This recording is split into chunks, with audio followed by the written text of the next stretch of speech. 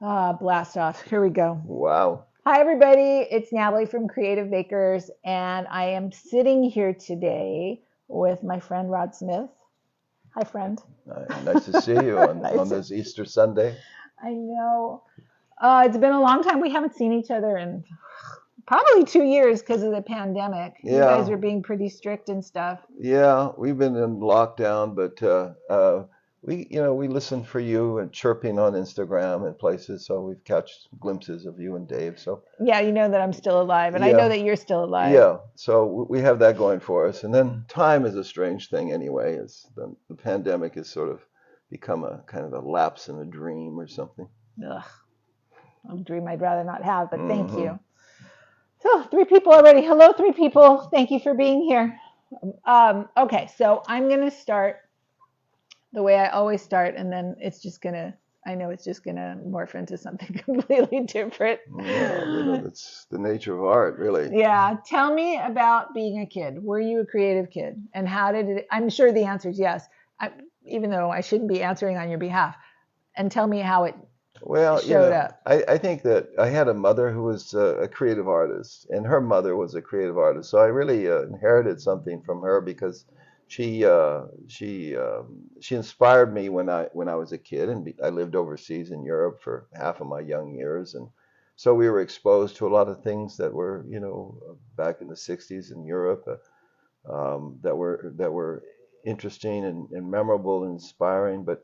Um, yeah, I was always in conflict with art though as a kid because I loved sports, and so I always considered myself You love creatively. sports? Yeah, I had an older brother, 2 years older than me, that was a basically professional, would become a professional athlete, and I was his foil growing up.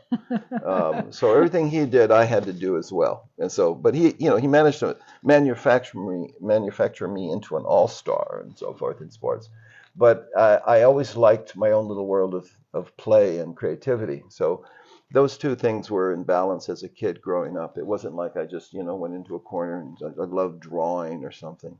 I was always good at drawing. I could always draw for some reason. But it wasn't until years later, after college, after 4 years of fine art at Rochester Institute of Technology, going to school in New York at the Art Students League, that I learned to love the smell of linseed oil and turpentine. And the year I spent in New York really was formative for me. It began a love of art that would consume me 10 or 15 years later. No kidding. You are the definition of consumed artist. Hmm. I don't think there's ever a moment that I don't think that you're not thinking about it. I think that everything we do is a reflection. Art is a reflection of life itself. I know from teaching for 7 years, I was doing special programs in high schools in LA, and the language of creativity, I always tried to find ways to apply it to just just life itself. There are aspects of making art that sometimes are very kind of boring, actually. And when you're doing projects with students, it's like they would say, "Hey, Mister," it's like this is boring, you know.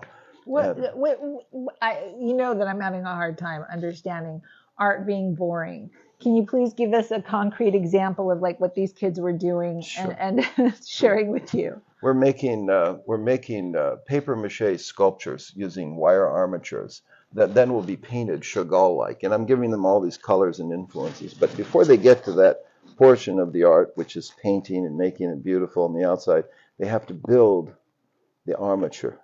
They have to cut wire. They have to wrap wire. They have to believe in the project, and that is that it's just like things that we have to do in life. It's like sometimes to get somewhere, you have to go through the valley of trial and tribulation, and you have to get through fields of doubt and uncertainty to get where you're going. If it didn't have that, it wouldn't offer a reward. So this is what you're telling the kids?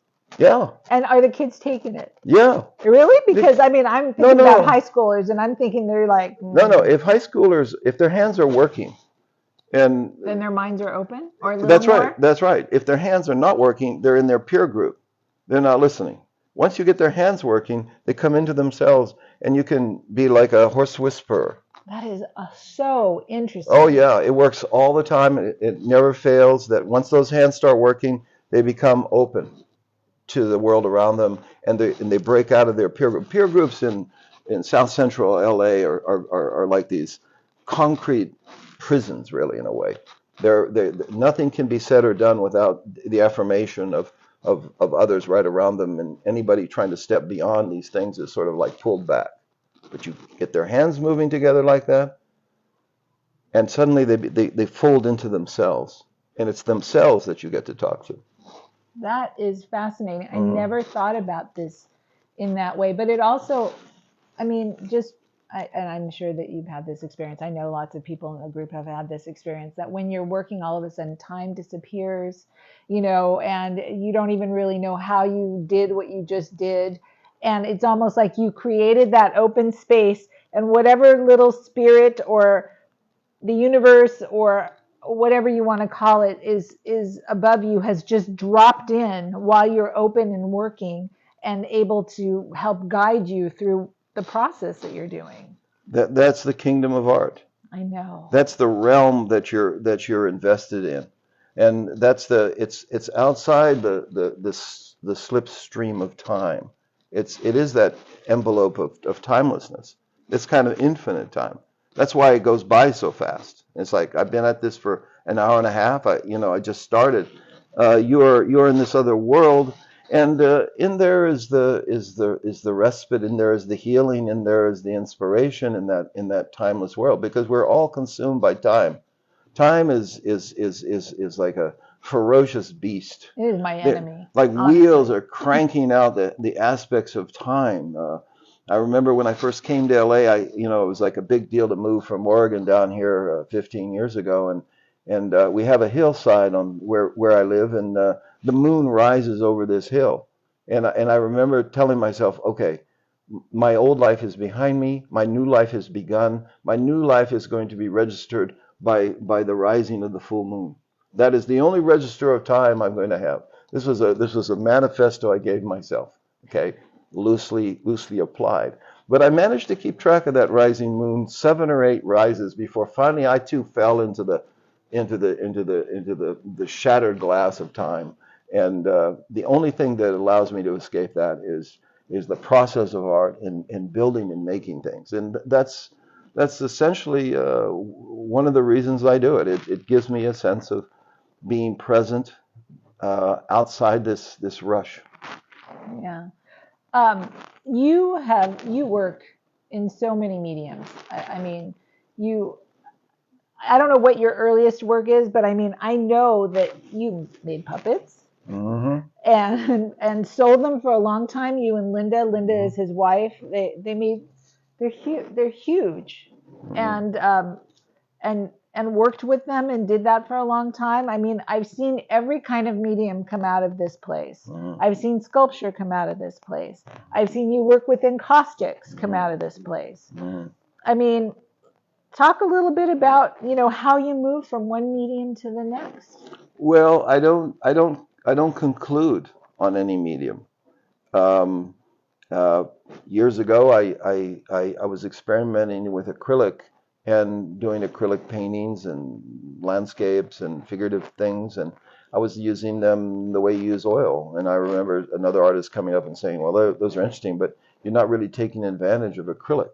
You're painting them like oil." And I thought, that's interesting. And 10 years later, after working oil for a long time, I said, well, what is it about acrylic that I'm not taking advantage of? What are the attributes of acrylic? What is it that it does that oil doesn't do? What does that involve? And so in the curiosity of how the medium can express itself in different ways, I went after it again in a whole different way, using all kinds of mediums and different things.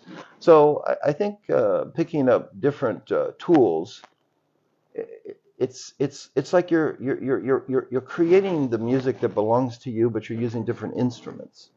So I find exploring mediums, getting to know them, is simply a means of continuing to investigate the world of possibilities, in regards to the experience that you're getting from doing it. For me, everything is the experience of doing it. The object at the end of the session is a reflection or recording or some aspect of what you experience. So when I look at art, I'm really trying to engage in the artist and feel what was going on within them. And it's sort of a criteria that I use when I look at art now, is I'm trying to ascertain what was it the artist, that human being, experienced in making that. And different tools and different materials, and I have used a lot of different materials, all have a different aspect to them. It's like you're a hiker in the mountains, and there are all these different trails, and they all sort of lead to different summits. Different mediums are like that. It isn't like you have to learn a medium, conquer that medium, and go down into the depths of the sea, with that medium. Die with that medium. Yeah. Here lieth a man that understood watercolor.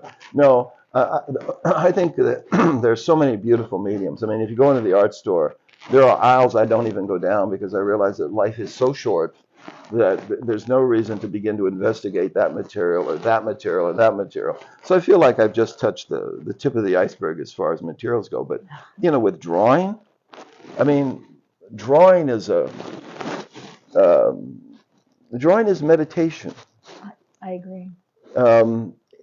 It's the most powerful meditation in the world. I mean, someone can be full of angst and anxieties and so forth, and you can say, here's a piece of paper, and tell them it's a very good paper. It's at least 400, number 400 stuff. Oh, really? 100% cotton. Oh, really?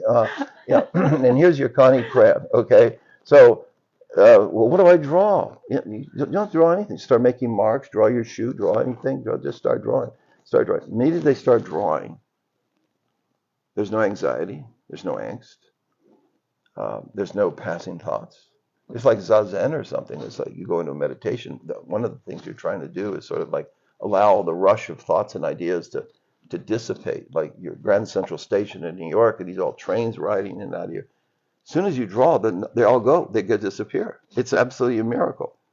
But drawing is never really posed as that. When people say, well, I don't draw, or I can't draw, or I used to draw when I was a kid, but this and that. Drawing is like bringing forth something through this beautiful veil of meditation. I promise, if you sit and start drawing, you will not have another thought other than the drawing. It's the most powerful form of meditation, but it's not really looked at that way very often.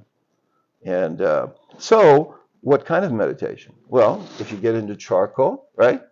Okay, charcoal is just sort of like burnt wood. It's carbon. It's like, global warming in your hands. It's like, but it's so expressive. And it leaves such a sensuous mark on the paper. And you can take an eraser and go into charcoal and pull out the pure white and bring it back. It's like oil painting. So charcoal has these attributes. It's very messy. Charcoal all over your face, charcoal everywhere, dust of charcoal, like chimney sweep of art. Clearing out the chimney and pouring forth this charcoal experience.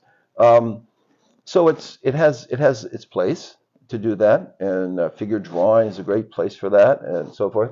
It's a little hard to travel with charcoal, so that's why when I travel, but I want to have a kind of charcoal experience, I use Connie crayon.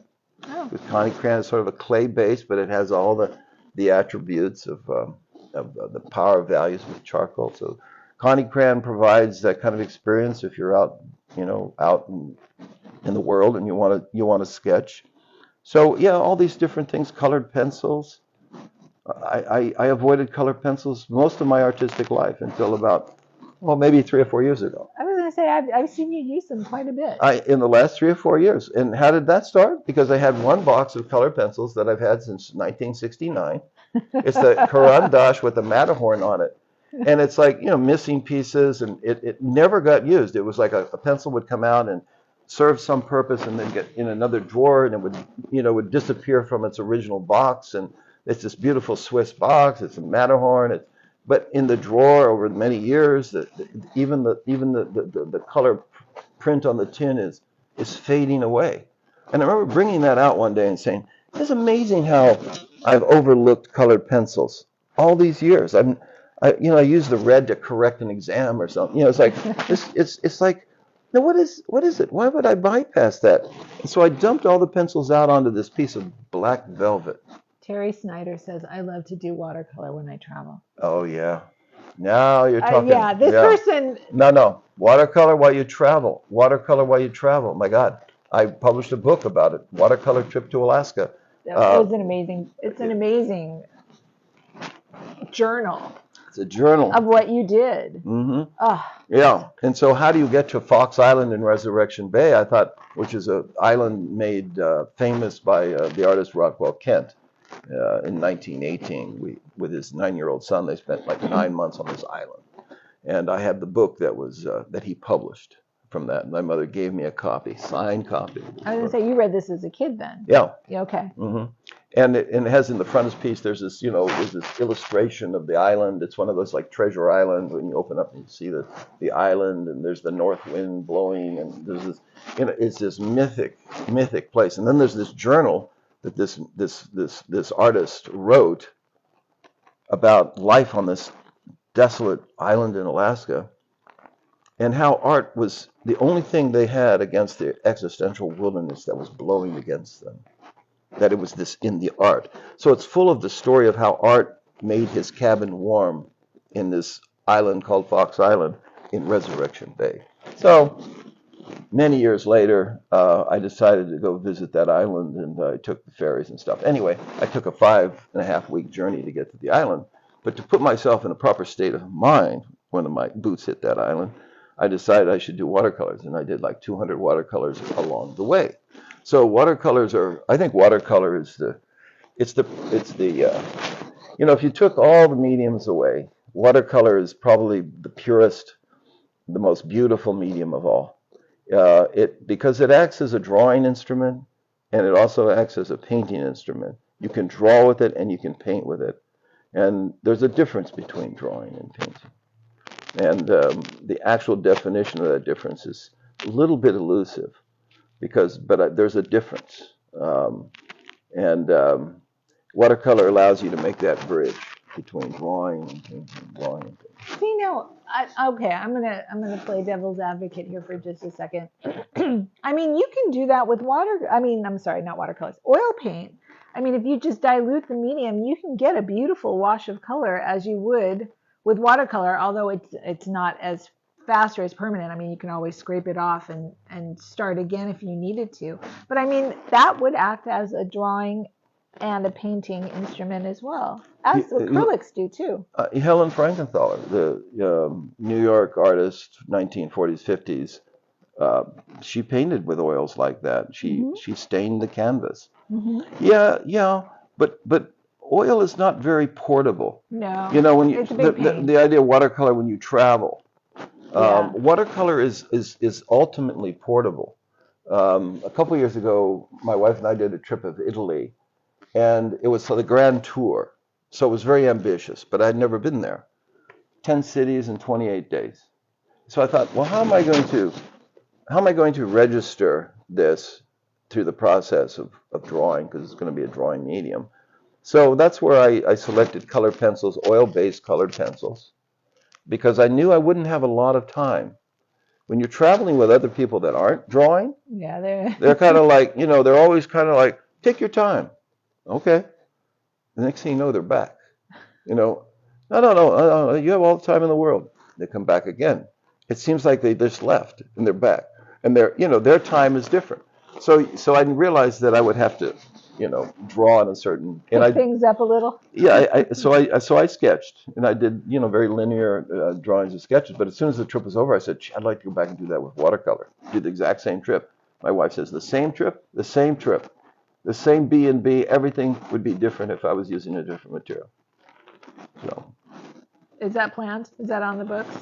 We had things on the books before the pandemic hit, but we're all kind of adjusting and readjusting and rescaling things right now. I think that's a general condition that we're all in, that we haven't quite, I think, been able to find that focus. But yeah, there's no question, traveling overseas, going any place that you're not familiar with, that has historic, geographic, geologic and cultural references is a solid and very good influence. To be inspired, the greatest difficulty in creating things is the inspiration to do something. I'm always, when I'm starting a new project, or I've finished a phase of things, and now kind of in a quandary about what to do next, it isn't the doing of these things, it's the what to do that always comes back to me. I go back to that over and over and over again. What should I do? And in the meantime, you can just draw. I sort of work between drawing objects, that is meditation, and painting in the studio, in more of in the abstract, which is sort of like taking meditation into a field of unknowing. It's like that place you don't know anything, where meditation sort of sets you up for that. So that's why drawing, I think, is important for the studio life. That process of drawing allows you to kind of be in a sort of a freed state, where something else can happen in the studio. I think it works like that. One is a meditation, and one is a place of unknowing. Now, drawing, would you say your drawings are more literal? Because I mean, we were talking before we got on camera about how Rod is no longer willing to do things that he did 15 years ago. Mm. And because your work is much more abstract now than it was. Let's talk about why you're no longer willing to do stuff, and what are you no longer willing to do? That's a really good question. No, that's a really good question, and I've thought about it. And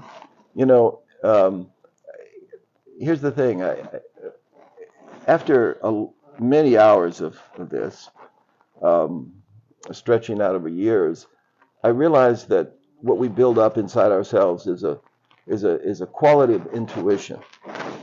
Mm-hmm. And I never really thought about that. I don't think 10 or 15 years ago.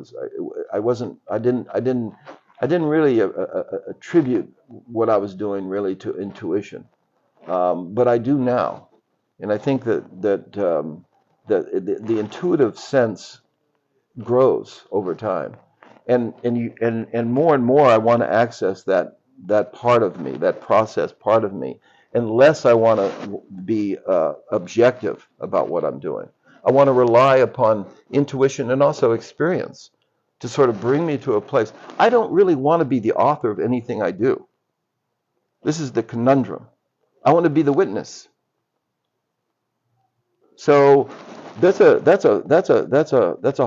tough, hard, difficult place to be. You need to define that for me. Maybe my audience is getting this. I need to know more about author versus witness. Yeah.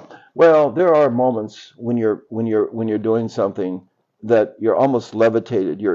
It's happening, and you're looking at this thing, and it's happening, and something extraordinary is happening in front of you. It's intermittent. It comes and it goes. And there are times when you think, I found it. Oh, I found it. It's sort of like you have this prophetic idea about what it is, and as soon as you think that, it's gone. So that's what I mean by witness. It's a place that you're arriving at where somehow what is happening, what is unfolding through your hands, through your eyes, heart, mind, everything is sort of happening on its own. It's like, yeah, I got it. I got this thing, right? So getting it, like, I can do that, whatever, and I'm doing it, that would be authoring. Yes. But letting something unfold and then hitting what you think is the end and then realizing that it just moved up another mile and you having to not chase it, but at least move towards it again. That's right. Is witnessing. That's exactly right. And that's why these gouaches over here from the coast, what I said earlier is that, they were exhausting. Yeah. And I think that what they are is these sketches that are trying desperately to not have to work their way towards what it is in front of me. And when it's not working, I have to reach back and consciously try to grab this thing and move it in a different direction. In the process of doing that is exhausting. It's like painting isn't always just sort of this. It's not this. In fact, it's not a kind of a easy street. No. Painting is difficult, but the difficulty belongs to you. The challenges you put in art are your own. They're not the ones that are coming from the world, coming from your family, coming from the neighborhood, coming from the government, coming from all these other sources that are challenging us. And we don't really want, anything to do with a lot of them. When you create a project in front of yourself that is rich with challenges, they're your own challenges. But it's the challenges that allow you the satisfaction of feeling like you're moving forward. It's this motion, this idea of motion. Painting and drawing is a lot dipping oars in the water, rowing yourself forward, moving forward. And that's another, application in life. I think, one of the reasons why people feel like there's something missing, something wrong, something depressing them, something holding them down, is a sense of lack of motion. And even though their wheels may turn towards Vegas and back in this idea of motion, motion is something that's inside, and how we initiate that and how we go about that is one of the attributes of art, of the creative journey, is finding that sense that I am moving forward, I'm moving through time. And your definition of moving must change all the time, depending on what you're feeling in that moment, and that's part of your intuitive process. It's part of the intuitive process. Also, that's part of the reason for using different mediums, engaging yourself with different tools. If I go out to if I take an 18 by 18 piece of wood paneling, and I allow myself um, an RF encaustic oil stick of white and black, and I go out to some site on the ocean and I engage with those two elements. That to me is like, wow, what would happen if I did that? If I limited my medium, if I limited things, what will happen? So you can see by the variety of materials, that in that illustration alone, how not having colors, not having brushes, not having pencils, not having anything is going to take you someplace. It's going to be very, very crude in a way, but it's going to allow you to, it's going to limit you from finesse and from detail and from things. There's a fine balance between the process of painting where you're everything is new, everything is fresh, and suddenly your mind stops and it returns in a way that says, wow, I need to protect this, or I need to finish that, or that needs to be like this. And pretty soon you're approaching this painting in a different way. Many paintings die right at that corner because of that. Somehow the frame of reference changes. So those are all aspects of journey forward. State of wonderment. Um, rebirth. This is great. We're doing this on Easter Sunday. I mean, it's like this idea of being born anew. It's like every time you pick up a medium or some aspect of art and creativity, it's like a sense of newness, a sense of wonderment. If you can sustain that, you're a very fortunate person. And it's not easy because the world and everything works against us. It's like because at the bottom of it all, art is work. It's a labor of love, and it takes time to do it. And there are all these issues that come against it. So I'm very sympathetic with individuals who, they tell me that, gee, I wish I could do more. I've got job, I've got family, I've got this and that. Very sympathetic because art takes a lot of time and effort, but it does return in great reward. And so making time, making the effort is just well worth it. So I'm going to ask you a question that's going to definitely take you out of wonderment for just a moment. All right. What about the business aspect of it? You're really prolific. I mean, just paintings, drawings, pictures, sculptures come out of you like anyway, so many. But I mean, we can't all keep every piece of work that we have, and people end up wanting to buy stuff. How important is it to you to sell and make a business out of this?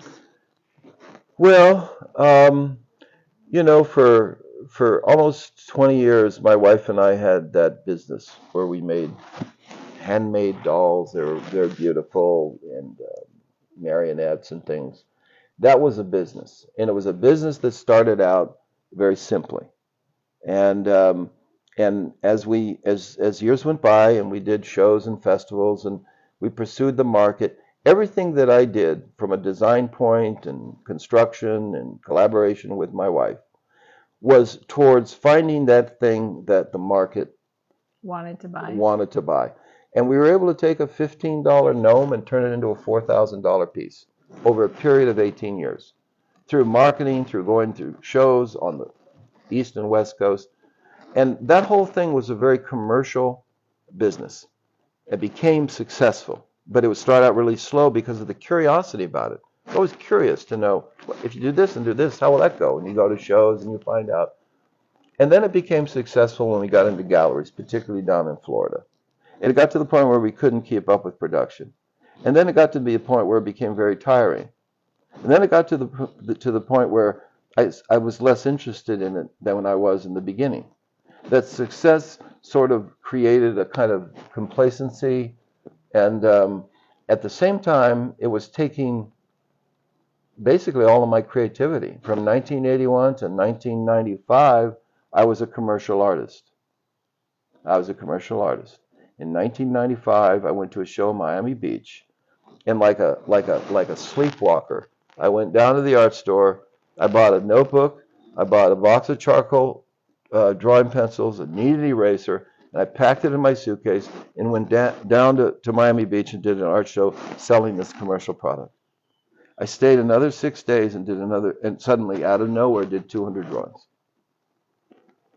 It was like in that realm that I built that was finally a lifestyle. I had to return to fine arts, and I did it in Miami Beach. And when I got back to Portland, I was back in figure drawing, and within a couple years, I was doing landscape painting, and fine art came back to me. So having done all of that, I didn't want painting to become a dull business. I didn't want to. I didn't want to. I knew that I knew what that journey was like, and I wanted art to be what I always thought it was. The idea of art back in college, and is that it's this adventure. That what we're doing is exploring our lives and the world around us through art. And so, as far as selling goes, I've always enjoyed selling paintings and art in various ways in those interim years, and had shows in galleries and different places, and participate with others in shows and have home shows and stuff. But it's not like in my life, it's not paramount that I sell paintings. It's paramount that I try to do and discover real art. Tell you the truth, I prefer teaching to showing. Oh, really? Yeah, because teaching is sort of the joy of art, human to human. And showing is nice. I've had shows, I've had one-man shows and things, but um, it's nice. It's like you get to see everything lined up, but I line everything up around me. But there is a problem with growing number of artworks that are, yeah, now against the walls, and my wife Linda says that she seems to think somehow I'm taking over the place with. I think I've heard this sentiment from her. Yeah, and so there's a sense of but at the same time, if I try to sell something, she says, no, no, that's my favorite painting. You're not selling that. So I happen to be in a position where I don't have to go out and sell. But for artists who do, who feel like, well, I'd like to be a professional artist making my living at this, it's probably very difficult to do that, but it's not impossible. You have to meet the marketplace, just like we design these dolls to meet the marketplace. You have to meet the marketplace. What if you don't want to meet the marketplace, but you still want to sell?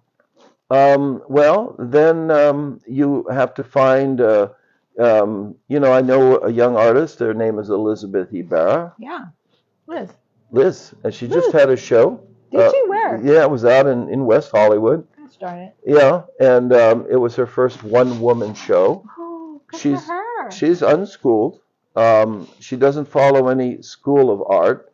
Her work is super primitive and wonderful. Yes, It's primal. it's primal, and she's been discovered. Um, and how did she get discovered? She got discovered just by accident. But she's told me that she does nothing to market herself. She believes that if the universe is going to give her a journey in art and support her arts, then it'll do it. And she was right. She was at jury duty, doodling at jury duty, when a gentleman comes up to her and says, "Oh, are you an artist?" Well, this gentleman turns out to be basically an impresario of art, a supporter of art, a patron of art on a very pretty vast scale. And so he discovered her. But that's just like, that's those, random acts of fate and destiny going side by side. If you're a painter, it's like drawing. Somebody says, well, I don't know how to draw, or I can't draw, or how do you learn to draw? I always say the same thing. I say, well, the first thing you have to learn is you have to learn to love to draw. Drawing has to give you something. If you come into drawing thinking that I need to learn how to draw a turnip, okay, or the elbow of a model or anything, that I need to know how to do that, you're likely to drop the task. You're likely to drop the task. If, on the other hand, you say, well, how do you love drawing? How do you come to feel the sensuous pleasure of drawing? Well, there are many ways to do that. There are many ways to do that. Charcoal is one of them.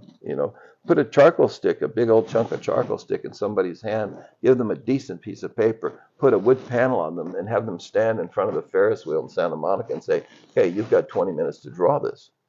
What they will put down would just amaze themselves.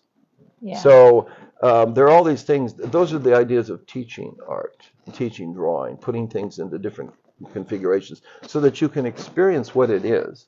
If you experience what it is and say, wow, this is really cool, you're more apt to learn to draw.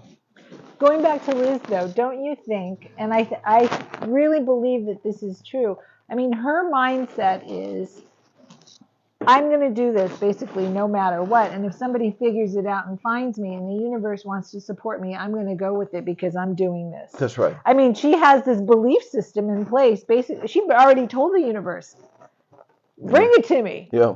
Yeah. And I think this is a piece that lots of people are missing, honestly. Yeah. I mean, it has to start from belief. Well, that's exactly right. And her belief is so great, and she creates creatures, and they're aliens. And one writer wrote about her that she's created her avatars that exist and from another world. And she's told me point blank. She says, "Yeah, when I leave this world, I'm convinced all these creatures will be out there waiting for me on the other side."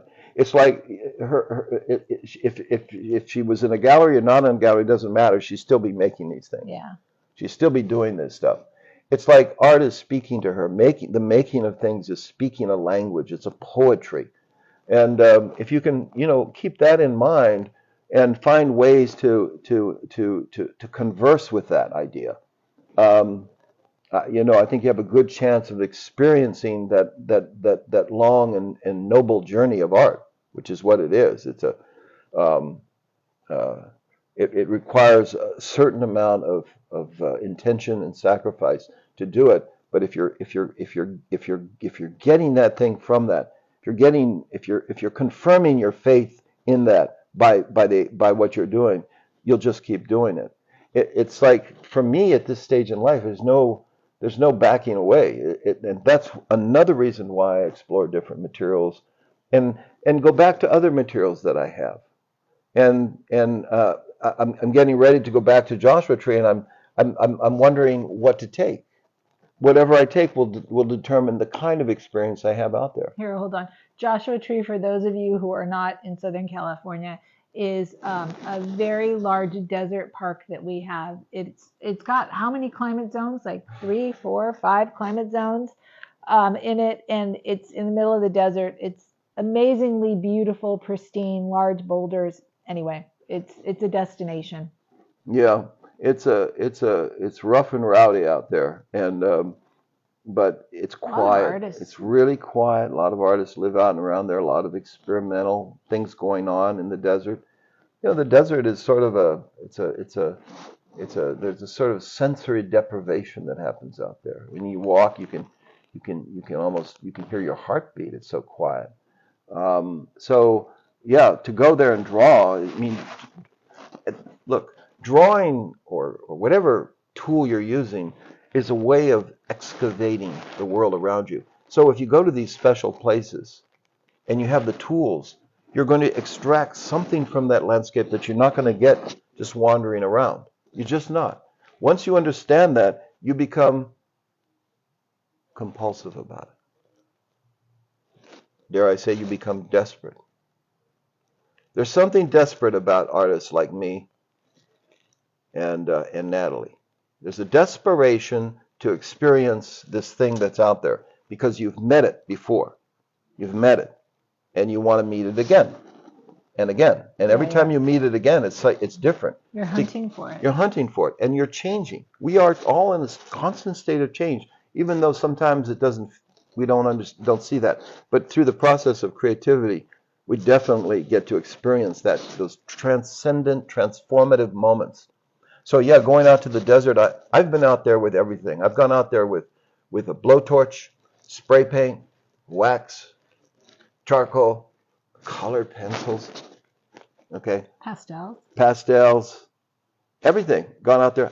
I've gone out there with oil paint, plein air style. So, and every time I go out there, I always come back exhausted. There's something exhausting about doing art. It's like climbing a mountain. And if it wasn't that, I don't know what it would be. But it's more and more like that as the years go by. It's an adventure. It's a way of climbing the Himalayan peaks that are hidden within us. There's a whole bunch of stuff within us that we can find out about and explore through this outward process of creativity. It's the bedrock of what it is, and it's a magical world. It's a insightful place. It has moments of prophetic vision. There's so many things happen in the process of making art that learning how to do that for its own sake is really what it's all about. It's so the original question was, what is the commercial application of all these things? Look, if you can sell a painting or you can do a show, you're sharing your work with the world, and I think that's important. And I'm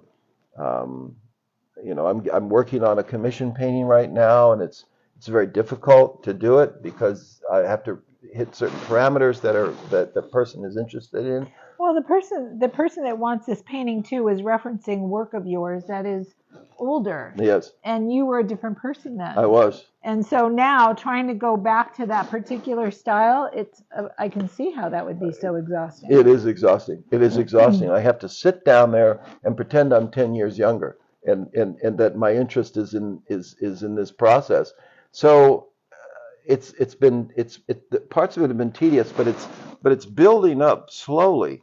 But I'm still hoping for a miracle in this painting. It's a painting of a place called La Ribera. It's a neighborhood in Mexico City, and it's a kiosk that's designed in a Moorish style, and that's the basis of the painting. But out of it has come a cast of hundreds and dancers and mariachis and Day of the Dead and all these it's like I'm overwhelmed myself with the mechanisms of the population and the painting.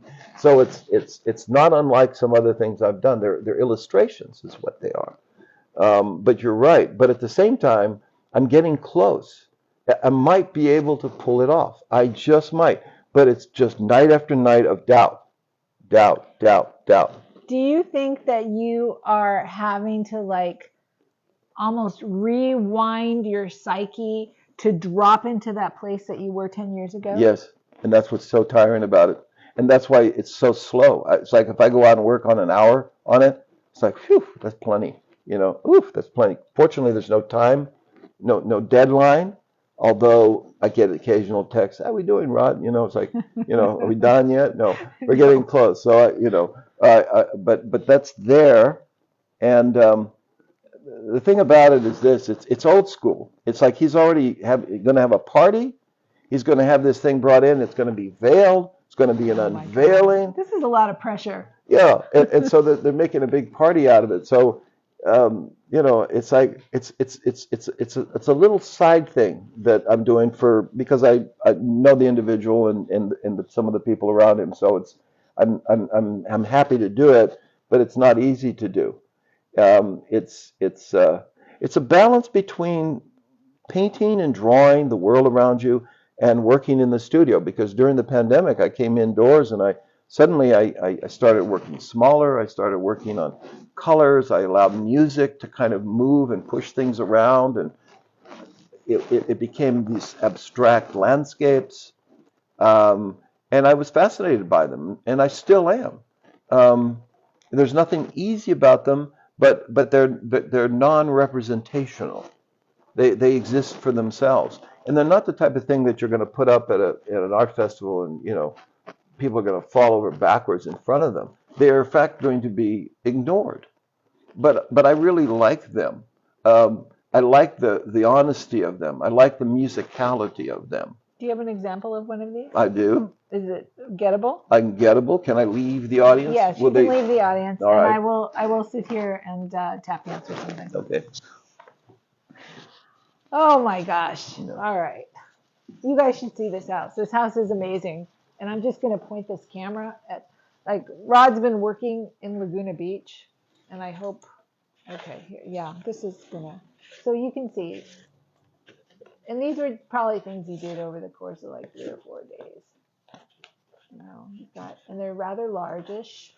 They're probably, I don't know, 2 feet by maybe even 2.5 feet by 2 feet, and they're gouache.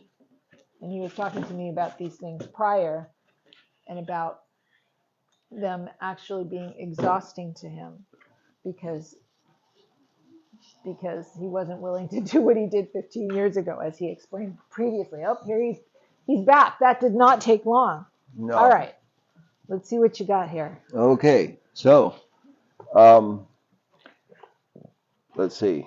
Okay, so what's it? All right. You got to show it to them. Okay. Oh yeah. All right. Oh so yeah.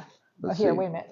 I don't Here, want to get the lighting. I'm gonna the do lighting. that. There we go. Okay. I think that's pretty good. So these are oil paintings done on paper, but this is Arches paper, and the beauty of this paper. Is it go this way? This is the top. No, that's the top. That's the top. Okay. Sometimes the reference points don't matter. But, it's done on a special paper that is called Arches. It's an Arches paper. I think it's a fairly new product. I'm not sure, but you and your paper. The fact of the matter is you don't have to prime the paper when you apply the oil paint. Oh, so you don't have to gesso? No gesso, and so there's no sort of prophylactic covering on the paper. I just want to tell you guys, it feels so smooth. I'm hoping there's nothing. No. And it's just. Oh. Yeah. So why is that important? Why is it important to be able to paint oil on paper that you don't prime? The paper has a quality to itself. It's a fabric, and so as soon as you hit it with a brush, there's pleasure involved in that that's different than if you have to gesso the canvas. How long okay, you've got quite a little stack here, and they're all like, I can see from not one session, but one idea that you had, and you were exploring as completely as you could. I mean, this is a lot of work. How long did this work take? I mean, over the course of how long did you work these? Typical for me, when I'm painting, I typically work at night, and a painting like this might go through 2 evenings, possibly 3. But you can see that they're not. Trying to get it there's not a cow in a barn to be seen. It's like, and I've done many of these. Right, but I mean, this stack of work. I mean, is this a representation of a month of work? I would say that it represents 6 weeks. 6 weeks of work. I mean, look at. I've got all kinds of Easter greetings coming up on my phone there. I'm just going to ignore them. There we go. Anyway. Yeah. So 6 weeks. I'm going to count these for you in just a second. I mean, look at how much work we're talking about in the course of 6 weeks. I mean, I mean, I'm just going to take this in a different direction for a second. mhm, I mean, when you're diligent and you're exploring and you just mhm. do a little bit every day, maybe it's more than a little That's bit. true. I mean, look at you have this is a show's worth of work here easily. Mm. You know, you could go to any gallery and say, I've got this work ready to go. Mhm, And I think my work fits in your gallery and you mhm, should take a look at it and see mhm. if we can do something together. Yeah. This represents about a third of the series Oh my right God. here. And So there, that includes, so 6 weeks just for these or 6 weeks for your whole series? this series was all winter. Or yeah, we're in spring now. All winter, probably starting in November. I And mean, I just showed you guys 11 of these, there's at 6 least weeks. yeah, there's like 30 in this series. Oh, these are amazing. But the thing about them, here's a good example of materials because archivally speaking, you don't really paint oil on paper because it'll bleed through the paper. I've certainly done that. Yeah, but I But mean, the this, yeah, backs of these are clean. this paper is absolutely amazing if you're interested in oil paint. Also, when you're painting on paper, for some reason, there's a freedom that doesn't come that when you're painting on a stretched canvas.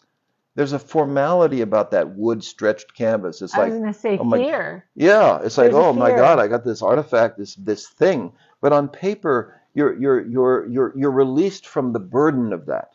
And so that's why I think I did so many of them. I was just, and it was like they're music oriented. I start with a gesture, um, and then the painting goes through a series of events, and it's those events. It's sort of like call and response. It's like you do something and you go, wow, or something appears, and you think, for example, there's a painting in here.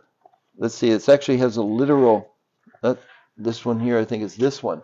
Oh yeah, this one right here. Here, I'll hold it up. You Yeah. can talk. See right here, this figure that's right here is, it's like something out of Pierre Bonnard or something. It's a kind of a, nubby feel to it, and then you have this open abstraction. I stopped this painting here because this appeared against this, but then I thought the contrast between the sort of romantic realism of this and this sort of still life that's geometric and in shapes and still trying to find its way. The contrast is it. But that shows you what goes on in a painting. If I kept working on this painting, these things would dissolve into something else. Something else would come over here, and you push it around. Because they're small, you can spin the paper around. You can work on it upside down. There's all these attributes that you get from the materials that you're working with. So it's a spectacular way of painting and very satisfying. And you're driven by this call and response. Something happens and then you respond to it.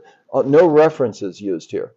So I know there's a bunch of people in this group that, one artist in particular expressed to me, abstract art, I don't even know where to start. I need to have some sort of reference yeah, in order to go there. And I was, I was kidding with her and I said, I know what you have to do, No, that's a dilemma though. That's a real dilemma. And is that you have that white in front of you, that field of white, but you have nothing to lose. That you have to tell yourself. You have nothing to lose here. But what if it doesn't come out right? Who cares? That will be your struggle. Basically, when I start these paintings, it's like at some point I'm just trying to get the heck out of there. I just got to escape the painting. How do I get out? How do I get out? And so the last moves I make is the escape. So you have the escape on top of the dilemma, on top of the mystery, and in the end, if it all balances out, you're relieved that you made it through yet another abstract painting. This is art is high adventure. Okay, it's not this muted, quiet, passive engagement that you have. You're turning your life into high adventure when you pick up the brushes and the tools of art. It's a rodeo, and you're going to ride the bull. You're going to get thrown off. You're going to do the old barrel race. You're going to go around the barrels. It is a rodeo, and you're gonna have your hat on. You wear your cowboy boots. You get flattened and thrown down in the sawdust. You have to really appreciate that. This is what art can do for you. This is that's why it becomes desperate in the end. because suddenly, you're like the old rodeo guy that can't leave the rodeo, right? Your knees are gone, your shoulders, you're bow-legged, you're You're staggering, shot. you're completely shot, but your Yeah. spurs are still spinning. Okay, you know, um, and these gouache paintings that I have over here, they're an old cowboy trying to get out there and rough it up and I actually, while you were away getting these, I spun it around oh, so that they could sort of see what was going on. okay, yeah, no, it's How do you like working in gouache on that size? It's so big, and to me, gouache here. I'm gonna go get one. yeah, Um, Gouache is yeah, it's it yeah, doesn't flow well. yeah, I don't know. no. Here, anyone in particular you wanted to bring Take the over? middle one, I guess. This one? Yeah. Okay. No, the thing is, I'm not a watercolorist, right? Okay. Hold on. Oh, here, We gotta show this. And I told him it was big. I mean, oh, look at so you this can my move it back a arm. little bit. How big are these? Well, these are 20 by 30 inches, a Oh, full they're 20 sheet, by 30? full sheet. So when you go out there, you're encumbered for one thing. It's not like Yeah, typical small. it's not You have easy. this big portfolio. You have this. You're like you need a Sherpa or something to carry your gear. You're burdened. You're set up. You're in people's way. Or and the sun is hitting a white sheet of paper. You're blinded by the light. You're looking at the beautiful coastal scene, and you realize, okay, somehow I've got to start this thing. And then your initial colors you put down are kind of like nothing much happening, and you just keep moving on it. But because it's gouache, basically what I do is I lay down as much transparent watercolor as I like, Uh-huh. and so I get this under subrosa effect. Oh, okay. That's that transparent color. Hmm. So it's not all gouache. I was gonna say because gouache, even though it's watery, it still has quite a bit of opaqueness. It does. It's very Yeah. opaque, but it's soluble in water, so you can reactivate it. Yeah. You reactivate it. But what it allows me to do is sort of be more like an oil painter, because if it was just transparent watercolor, I'm not a watercolorist. I don't have a bag of watercolor tricks. A good Yeah. watercolorist has a A lot of bag tricks. of tricks. They Yeah. got tricks. If you want to find out about their tricks, you gotta sign up for the workshop and get those tricks. But I'm not a trickster. Okay? I'm not a trickster. All right? No. So opaque allows me to be aggressive and apply myself. Ah. But it's a little bit, Cervantes, it's Don Quixote and the windmill. That when I see painters out painting, that's the first thing I think of is, there's Don Quixote, chasing a windmill. But that's what it is. You're romantic. You believe in the mythic world. You're trying to experience something that the world itself can't provide you, and that's essential, and that's true. I'm gonna take this away Yeah, so that you're not yeah. encumbered. Crushed by my own Crushed art, by your own art. That's how you're gonna. flattened by a sheet of 20 by 30 That's watercolor how you're paper. gonna go down. No, but it's I get excited when I know you do. when I get out there and I get in the field. I think it's like Natalie's a performing artist, she's a rock and roll star, okay? Oh my God. So she takes the stage, right? I can't imagine, but the closest thing I could get to me is a 20 by 30 out on the Laguna Beach. I feel like I'm a rock and roller because You're an art star. I'm an art star. I'm out, willing to expose myself to the world. This is what performers do, and I've always admired that in But musicians. you do this all the time. You're a performer. Yeah. Yeah. All right. We're coming up on an hour here. And Well, I think there's been a lot of good conversations. it's endless, and I thank you for taking the time. Here, Georgia says, this is wonderful, exhilarating, and inspiring interview. What an interesting artist. Wow. That's you. I'm blushing.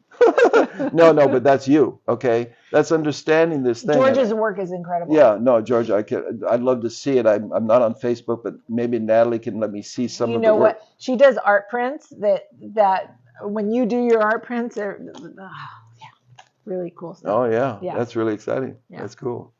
Well, Anyway, so any last parting sentence? well, only that it's a pleasure and it's a privilege to be able to talk about art. And when I talk about my art, I don't really feel like I'm talking about me. I'm talking about the road that belongs to all of us out there. I've always felt that way. So it's something that we share with each other. I'm very happy to be able to do that right now. Thank you so much for being here. My pleasure. Always fun.